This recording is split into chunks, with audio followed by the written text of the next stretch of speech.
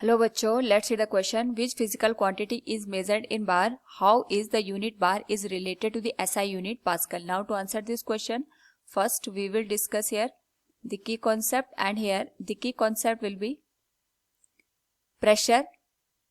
Now we know that pressure is force per unit area, कि किसी भी surface के ऊपर जब हम फोर्स लगाते हैं तो उस पर्टिकुलर एरिया पे हम यहाँ पे जितना फोर्स अप्लाई करते हैं उसे हम प्रेशर का नाम देते हैं.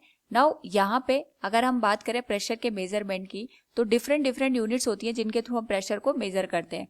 जैसे अगर हम बात करें एटमॉस्फेरिक प्रेशर की तो एटमॉस्फेरिक प्रेशर को हम बैरोमीटर से मेजर करते हैं and it is indicated in terms of the ATM.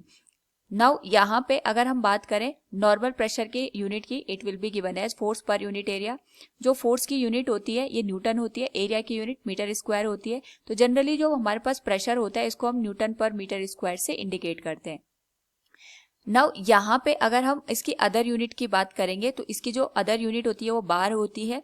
तो यहाँ पे अगर हम बार को और न्यूटन पर मीटर स्क्वायर को रिलेट करें तो हमें एक और बात ध्यान रखनी है कि जो SI यूनिट होती है न्यूटन पर मीटर स्क्वायर, इसको हम यहाँ पे पास्कल से इंडिकेट करते हैं. यानी हमारे पास जो प्रेशर की SI यूनिट होती है वो पास्कल होती है और यहाँ पे जो बार है ये भी हमें प्रेशर की मेजरमेंट को बताता है. अगर हमें यहाँ पे बार और पास्कल को रिलेट करना है तो वी हैव टू अंडरस्टूड कि हमारे पास 1 बार इक्वल्स होता है 10⁵ पास्कल के बराबर. यानी जब 10⁵ पास्कल कंप्लीट हो जाते हैं तो उसको हम यहाँ पे 1 बार के इक्वल कंसिडर करते हैं. तो बार हमारे पास यहाँ पे प्रेशर की एक यूनिट को इंडिकेट करता है. So from the given question we can say which physical quantity is measured in bar, it will be pressure. Pressure को हम यहाँ पे बार में मेजर करते हैं.